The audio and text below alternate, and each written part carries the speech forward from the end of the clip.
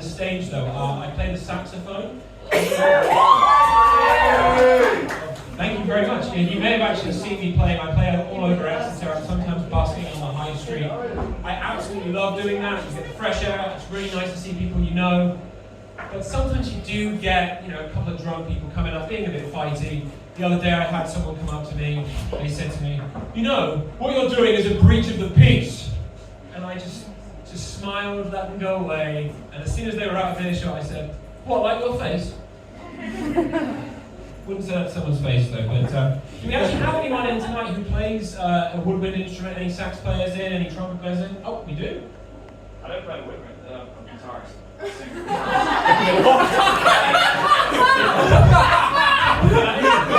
was saying, one of the most important parts of taking care of the saxophone is you've got to keep it clean, because you blow into that thing for sometimes a couple of hours at a time.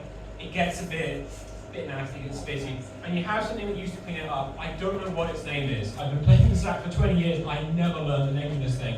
I just call it the fluffy noodle, because it's a long fluffy noodle. You stick it in, you take it out, it cleans everything. Problem is, I was busking the other day and this family came up, started talking to me, and when they left I realised their dog had taken it and was walking down the street with it. So I then run after them, holding my saxophone while he's bouncing around going, "Give me back my fluffy noodle!" It's not the most dignified way to do it. So as this is my first time, I thought I'd introduce myself. My name's Dr. Tosh. As far as I know, I'm the only person in the world with that name. There's no one else on Facebook, no one else on your Google, it's just me. So I've kind of got a mixed relationship with that name. On one hand, it's cool, it's unique, I'm the only one. On the other hand, it literally, the Tosh, literally translates as the stain. There's the reason I never joined the Navy. I don't want to be seaman stained. I've got a friend who's in the Navy, he's got a sample on the crew. Seaman sample, he's doing alright for himself. A friend. Names are interesting things. I've got, I'm in my 30s now. Anyone else in your 30s? Yeah, it's a weird time, isn't it? Because you're looking around, you're seeing people getting married, settling down, having kids. Might anyone just notice that a lot of names that I would have thought were old-fashioned make a comeback? Like a friend of mine, he just had a baby with his long-term partner. They're absolutely adorable, but baby's called Ophelia, and I thought, that's an unusual name. Hope that kid's getting swimming lessons. Wow, we've educated a crowd game with Shakespeare. I was not expecting that. I was actually almost named after a Shakespeare character. My mum's favourite Shakespearean character is Benedict in Much Ado About Nothing. Nearly called me that. My nan stopped her, so she says to my nan, it's a boy we're thinking of calling him Benedict. My nan goes, oh, don't call him that. They'll think you're Catholic. Yeah, my nan was of that generation.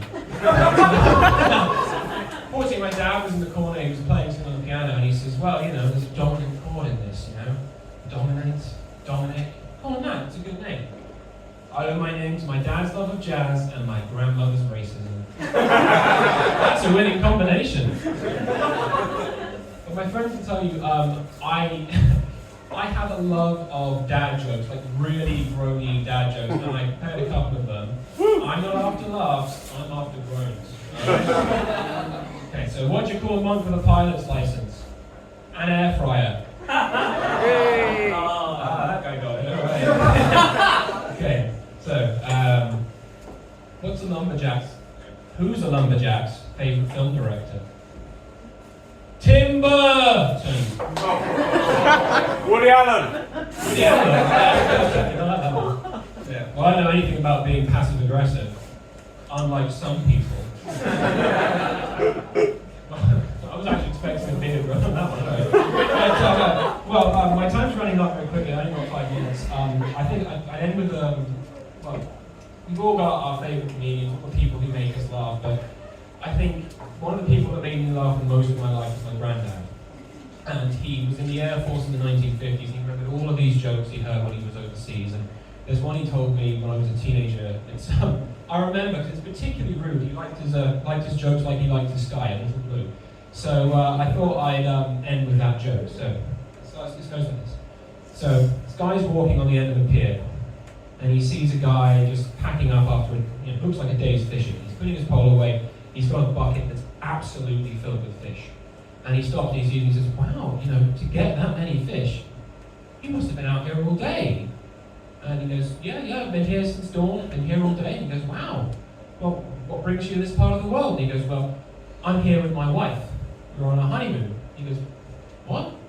You're on your honeymoon and you spent the day fishing? The fisherman says, yeah, sure enough. And he goes, well, you don't mind my asking, why aren't you, back at the hotel? Why aren't you, with your wife, consummating the marriage? And the fisherman says, well, we can't do that at the moment. She's got a very nasty case of gonorrhea. He goes, wow, okay, that's chlamydia or whatever. He goes, wow, that's pretty serious. Well, could you not at least be there, cuddling, maybe watching a film together, having a nice romantic time? The fisherman says, no, can't do that either. She's got a nasty case of diarrhea. The guy goes, oh, wow. Well, did you at least give her a kiss before you came out here? And he goes, oh, I can't do that either. She's got a nasty case of pyorrhea. And the guy goes, good lord, gonorrhea, diarrhea, pyorrhea? I mean, why on earth did you marry this woman? And the fisherman goes, well, she's got worms, and you know I love to fish.